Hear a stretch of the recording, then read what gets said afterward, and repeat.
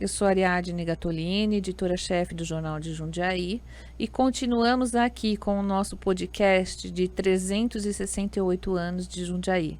O nosso tema de hoje é logística, e eu convidei o Paulo Roberto Bertalha para falar um pouquinho sobre o assunto.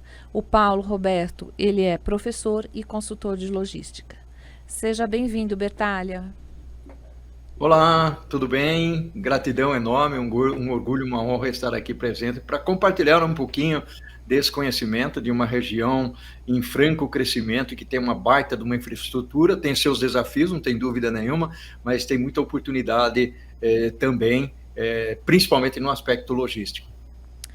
Ô Paulo, a gente estava conversando um pouquinho aqui antes e a gente estava falando que os números da inteligência artificial apontam que Jundiaí tem um faturamento mais ou menos de 21 bilhões de reais na área de logística. Ela gera 2,5 mil empregos, não, 20 mil empregos em 2,5 mil empresas. A gente pode trabalhar com esse número? Você acha que isso é um número bem próximo do real?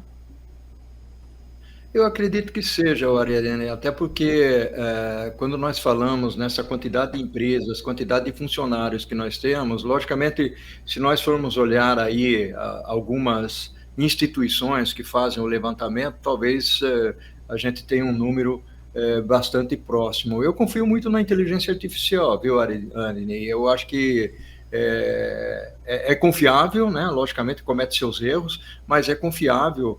E Jundiaí tem, sim, uma característica bastante importante nesse aspecto, né? A gente estava falando, inclusive, aí você mencionou, das quase 2.500 empresas, entre elas, né, nós temos mais de 150 empresas que são multinacionais, então tem, e você mencionou também a quantidade de colaboradores que nós temos na região aí, e nós temos uma infraestrutura bastante importante, o que acaba sendo extremamente atrativo para as empresas virem para a região, né? Porque nós temos, inclusive, transporte multimodal e nós temos importantes rodovias, né? Bandeirantes e Anhanguera, cortando aí a região de Jundiaí. A gente tem as rodovias que é historicamente, né, desde a época dos sertões, quando o Jundiaí ainda era um sertão, era a porta de entrada dos sertões e a gente era conhecido como uma parada logística, né? Não se falava em logística, mas era a nossa parada aqui para os sertões.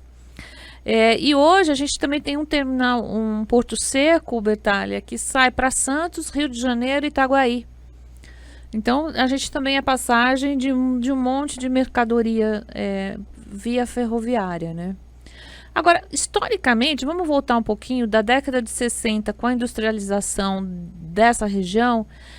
Como é que foi o crescimento da logística aqui na região? Quando é que a gente começa a falar no termo logística? Porque até então a gente falava de transporte de peça, transporte de carga, transporte. Quando é que deixa de ser transporte para ser logística? É interessante essa pergunta, até porque conceitualmente, Ariadne, é importante trazer um ponto. A logística ela passou a existir como logística a partir de 1970, 1980, porque antes disso a palavra era muito mais utilizada no meio acadêmico, no mundo militar, né, a logística militar ou coisa desse tipo. Depois que e nessa época, dentro do mundo empresarial, a gente falava muito de distribuição física, né? Depois veio a logística, que é muito mais referente à parte de transporte e armazenagem, e hoje nós temos aí uma evolução da logística, que é o supply chain. Logicamente, a logística é parte do supply chain, que é toda a cadeia de abastecimento. E o supply chain é planejamento, compras, manufatura, distribuição.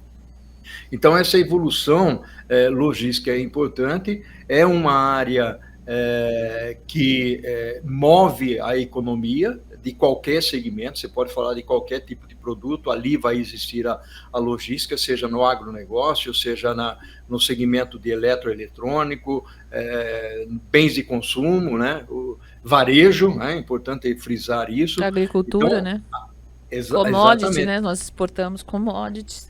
Exatamente. Então a logística tem essa importância significativa, é uma área importante para fazer a movimentação de produtos, materiais, insumos, mas também é uma área extremamente fundamental na geração de empregos, né?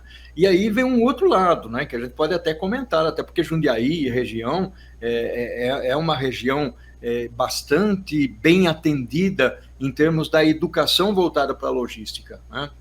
Então, nós temos aí em Jundiaí, nós temos a FATEC, né, e outras áreas da região, com universidades, escolas voltadas para a administração, para a logística, preparando as pessoas exatamente para poder atender a essa demanda, a essa necessidade. E um detalhe, nós temos muitas empresas de logística, pequenas e grandes, né? Então, nós Sim. temos desde uma skill logística aí em Aí Jundiaí é uma até uma microempresa. DHL aqui em Louveira, né? É. Agora, outro dia a gente foi procurado aqui no jornal por um empresário de logística que ele tem 3 mil funcionários. E ele dizendo da dificuldade da mão de obra na logística, né? A gente está falando de FATEC e tal, essa é uma mão de obra um pouco mais especializada. Mas como é que o Brasil vai enfrentar, Bertalha, esse gap de mão de obra que talvez, a exemplo dos Estados Unidos, não exista mais? Que são os caminhoneiros, carregadores. Como é que a gente está se preparando para isso? Você acredita numa automação? Você acha que esse emprego vai sumir? Porque o empresário já está sentindo a dificuldade de contratação desse tipo de mão de obra. Como é que é isso? Principalmente na nossa região, né?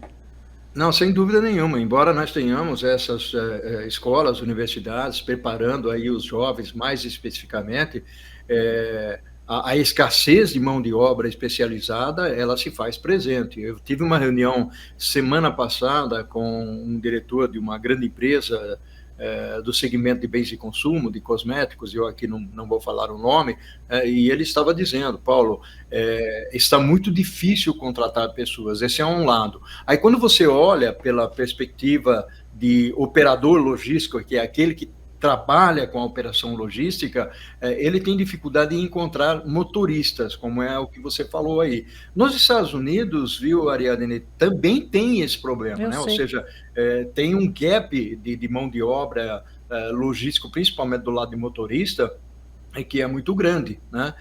Então, grande parte dos motoristas nos Estados Unidos são mexicanos, né? São brasileiros, né? E aqui também nós temos esse gap.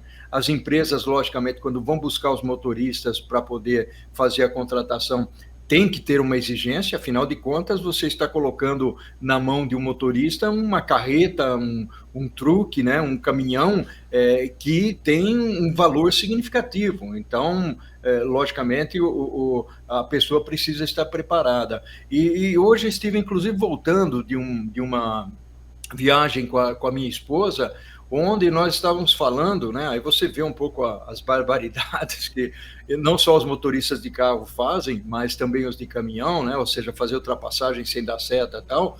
O ponto que eu trago aqui é o seguinte: qual é a preparação? É um detalhe pequeno, né? Mas qual é a preparação que essas pessoas têm exatamente para atender uma necessidade de rodovia? É alguém que dirige, né? A vida dele é um profissional do volante, ele é um profissional diferente de mim, né? Que eu dirijo, mas eu não sou o profissional do volante.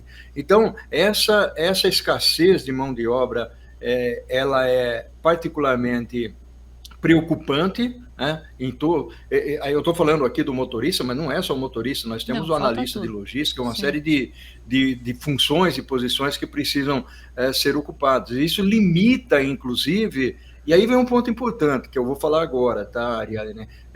Limita a capacidade das organizações, das empresas de poderem expandir as suas operações e até adotar tecnologia mais avançada, porque você falou de tecnologia, mas nós precisamos ter pessoas preparadas para a tecnologia. Quando você pega um caminhão, né, que tem computador de bordo, tal, Sim. é uma tecnologia extremamente Sim. avançada, ou seja, o motorista hoje, ele tem que estar preparado não só no volante, mas também de como operar toda essa tecnologia que está embarcada no veículo, né? Então, eu acho que aqui é muito mais nós trazemos uma reflexão e até as autoridades prestarem mais atenção nisso, né? Porque se você não tem uma logística que funcione adequadamente, você tem problema, você não consegue mover os produtos e os materiais, como eu falei anteriormente, a um preço justo, porque aí tudo isso tem um impacto na velocidade que se deseja. Quando você pega algumas empresas de varejo, de mercado, de comércio eletrônico, perdão, instaladas na nossa região aqui, logicamente, aquilo que eu falei, elas querem aumentar, elas querem expandir, elas querem ser mais ágeis, mas para isso elas precisam, logicamente, ter pessoas mais capacitadas para poder atender as necessidades da empresa. Esse gap pode acabar coibindo ou adiando o projeto de expansão de uma empresa de logística, por exemplo?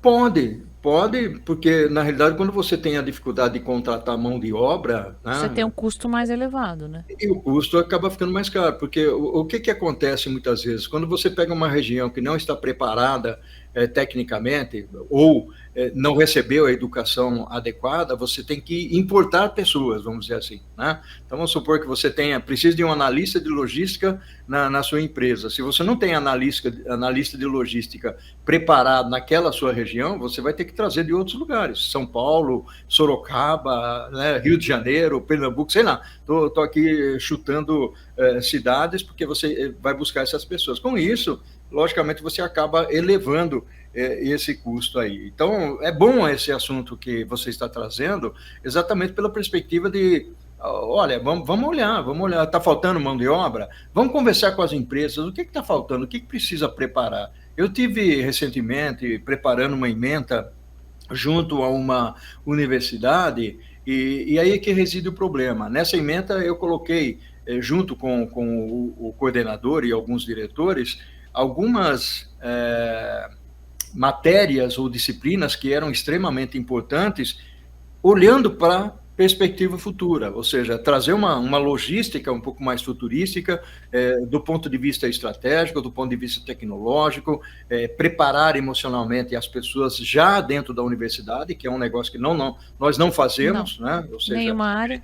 ele tem que aprender isso fora, né? Então, só que o MEC não aprovou, né? Então foi lá para o MEC, submeteu ao MEC, o MEC não aprovou.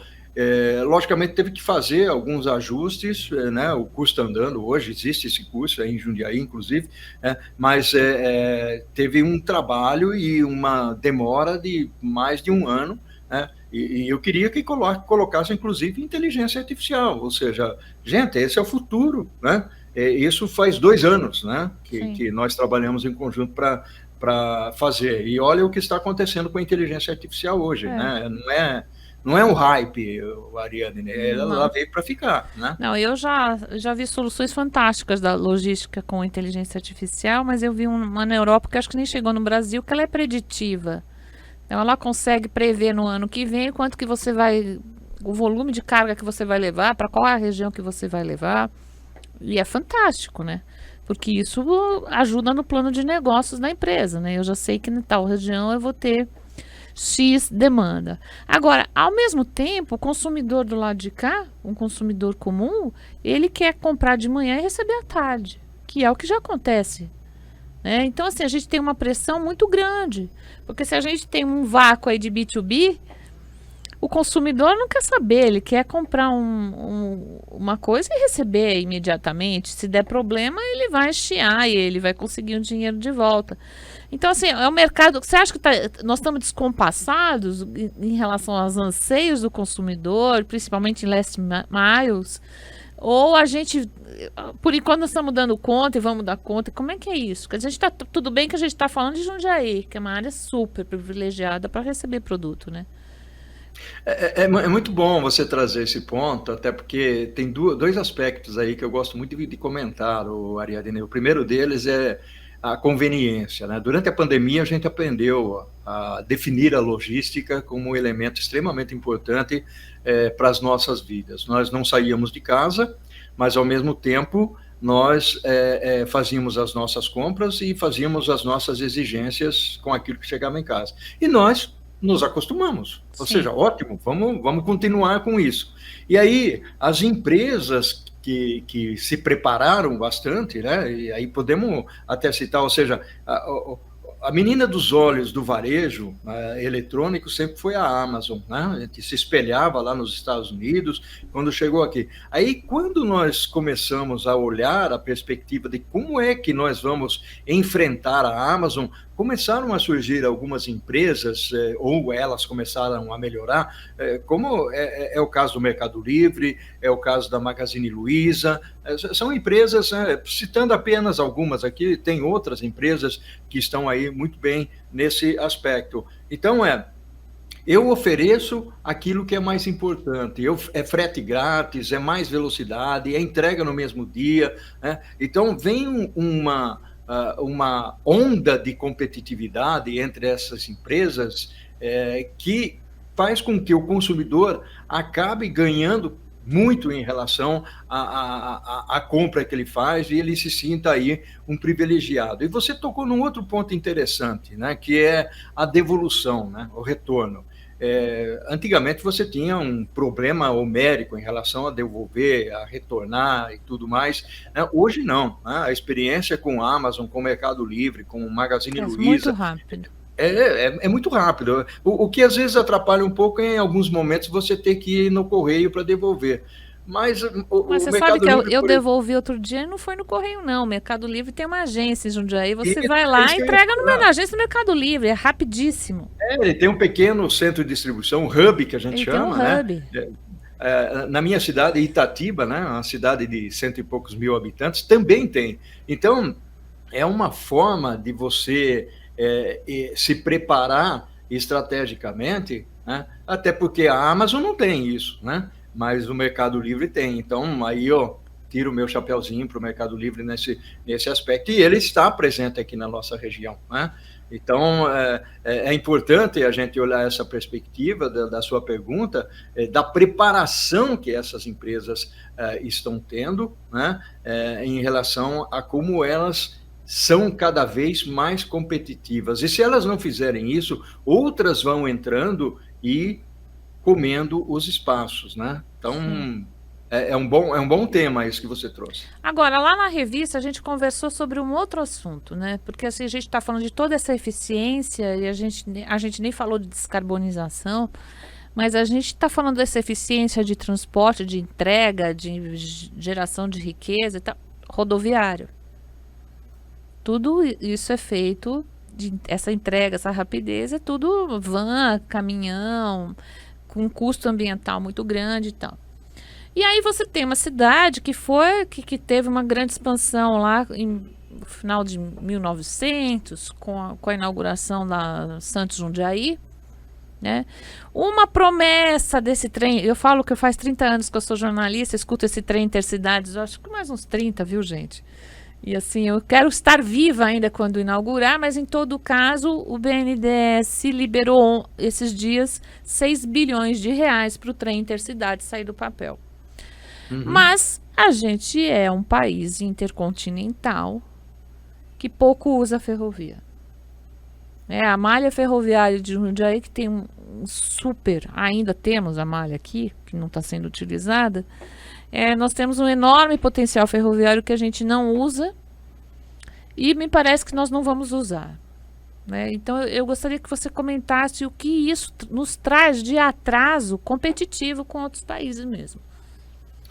É interessante esse ponto que você trouxe. Eu gosto muito de falar desse ponto, até porque estamos anos atrasados, conforme você falou, em relação à ferrovia. Se a gente olha pela perspectiva de alguns países que têm dimensões muito parecidas com a nossa, vamos falar de Canadá, Estados Unidos, China, Rússia e tal.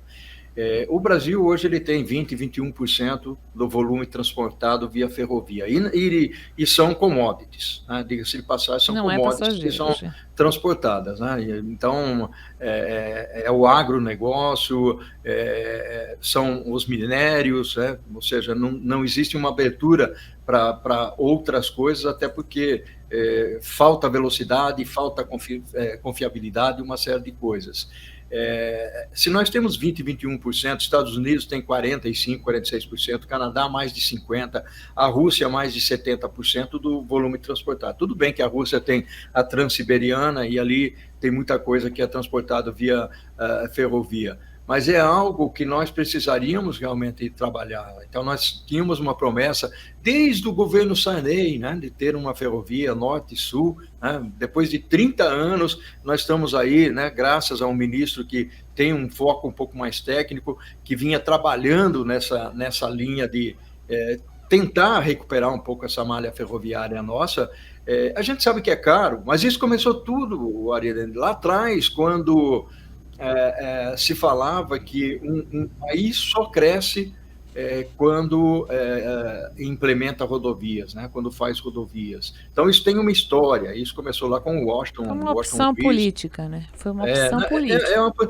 Tanto que na década de 1960, o que aconteceu é que nós tínhamos aí as empresas automobilísticas chegando, e aí nós fizemos um apoio muito grande para a indústria automobilística, e depois disso o que aconteceu? Uma quebradeira geral em relação às empresas que construíam vagões, locomotivas, peças, né? Na região de Campinas tinha Braseixos, Cobrasma, né? São empresas que deixaram de existir exatamente porque o país entrou muito mais na frente da rodovia. Eu não sou contra a rodovia, eu acho fantástico. Ela é responsável hoje por 60%, 62% do volume transportado, e ela é necessária. Nós estamos comentando aqui sobre a Bandeirantes, a Anhanguera, que faz essa conexão, apesar que já tem muito congestionamento, né? Quando você chega em São Paulo, ou quando Não, mesmo mas na região... se você pegar Washington Luiz também tem. Não, todo lugar sentido tem. interior, Então, eu raramente passo pela Washington sem trânsito. está engargalando tudo, Tá. então precisa buscar um equilíbrio, né? Precisa buscar um equilíbrio. Tudo bem, não, o que eu estava falando, eu não sou contra a rodovia, eu acho que a rodovia é importante, principalmente quando nós precisamos fazer transportes mais rápidos e fazer com que o produto chegue a um destino. O trem precisa de uma estação, então ele não consegue chegar, né? A malha ferroviária ela é um pouco mais engessada do que a malha rodoviária. Então, mas nós precisamos buscar esse equilíbrio de alguma maneira. E nós investimos muito pouco, aí eu vou falar de Brasil, não vou falar da região aqui. O nosso investimento em infraestrutura é 1%, 1,2% do PIB, é muito pouco. Até o Chile é maior que a gente, entendeu? Se você pega a China, Estados Unidos, esse percentual chega a 4%, 5%, né? Lógico, como são projetos, isso pode variar ao longo do tempo. Aí depende muito, inclusive, do setor público naquele momento, né? Mas nós precisamos olhar com muito cuidado e com muito carinho para esse tipo de coisa. Mas é o que você falou, é político, né? Ou seja, botar a linha de trem muitas vezes pode não trazer perspectiva política para quem eu não sei isso, qual né? é a capacidade do governo brasileiro também de atrair os investidores particulares, privados, né? Normalmente essas concessões elas demoram para chegar, e quando elas chegam com um problema de equilíbrio de contrato, então acaba no meio. A gente percebe como essa área logística, vídeos aeroportos, como ela tem problema de contratação, mesmo quando ela está concedida para a iniciativa privada, né? Agora, para finalizar aqui, você acredita no trem intercidades, Bertalha? Você acha que vai rolar? Do trem intercidades, você acha que vai rolar? Olha, se fala há muito tempo sobre isso, né? Eu acho que tem uma perspectiva, eu acho que pode rolar sim, pode acontecer. Depende muito de... Eu vou entrar numa seara que eu não gosto muito de falar em público, né? Depende muito de vontade política, né? Então, eu acho que é um aspecto... Você falou de investidores, né? É triste uma situação no Brasil, né? Eu dei uma palestra recentemente para um grupo fechado, logicamente, não foi grupo aberto, falando sobre a perspectiva do investimento no Brasil, né? Então, principalmente na área de supply chain, aí entra logística, entra manufatura, uma série de coisas. Quando você tem um país que sempre está em desequilíbrio, onde isso é conhecido por todos, né? Onde a economia oscila demais, onde você tem variação muito grande de dólar, onde você não sabe qual vai ser a política do próximo ano ou dos próximos 2 anos, né?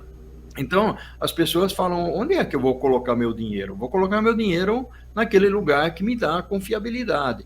Então, nós soltamos rojão quando a gente recebe aí um pequeno investimento, né, que vem de fora, tal, para alguma coisa. Não, nós precisamos ser mais consolidados, né? Nós precisamos ser um país cuja economia seja forte, porque é um país brilhante, é um país que tem uma capacidade de agronegócio, gente que trabalha, gente que tem vontade, né? Então, eu acredito muito que se a economia melhora, o investimento vem, né? Então, Sim. essa credibilidade, né? Ou seja, eu costumo dizer, né? Há quanto tempo faz que nós não temos uma liderança política que olhe para o crescimento do país, né? É isso que nós precisamos, olhar para o crescimento do país. Logicamente que tudo tem que caminhar em paralelo. Olhar para o crescimento não é só aumentar o agronegócio, a exportação. Não, é educar pessoas, é preparar pessoas, é investir na infraestrutura, porque se a gente não investe em infraestrutura, não adianta eu produzir agricultura, ter mais bois, se eu não consigo transportar. Eu não tenho mais calado o suficiente para os navios chegarem e poder fazer essa que é exportação. o que acontece hoje em Santos, né? Então, tem todo esse ponto. Aqui é uma conversa para ir Para muito outro longe. podcast. Longe. Betália, quem quiser conversar com você, falar com você, qual que é o seu Instagram, o seu LinkedIn, o que você quer deixar aqui para gente? Então, meu Instagram é paulo.bertalha. Quem quiser se conectar comigo, fique à vontade, pode fazer perguntas à vontade. Eu sou uma pessoa muito chegada no LinkedIn, né? Paulo Roberto Bertalha, só tem um, né? É Bertaglia, né? Pode me convidar, pode fazer perguntas por lá. E outra coisa interessante que eu tenho também, Ariadne, é a Prosa com Bertalha. Eu tenho um canal no YouTube, né? E ali eu tenho mais de 42 mil inscritos nesse canal. É um canal onde nós divulgamos o mundo da logística, de supply chain e outras coisas também. Nós falamos de planejamento, vendas, tecnologia, inteligência artificial, estratégia, um monte de coisa, né? Tem mais de 1000 vídeos lá no canal e o pessoal consome, né? Tem um bom consumo lá. E eu trago sempre pessoas para eu entrevistar. Então, não sou eu, né, que dou a palestra, eu entrevisto as pessoas e, logicamente, eu boto as pessoas na parede fazendo umas perguntas, assim como você está me botando na parede Isso, aqui. Nós estamos finalizando aqui a prosa com o Bertalha. Isso aí, é verdade. Queridos ouvintes, nos sigam lá no jj.com.br. Até mais.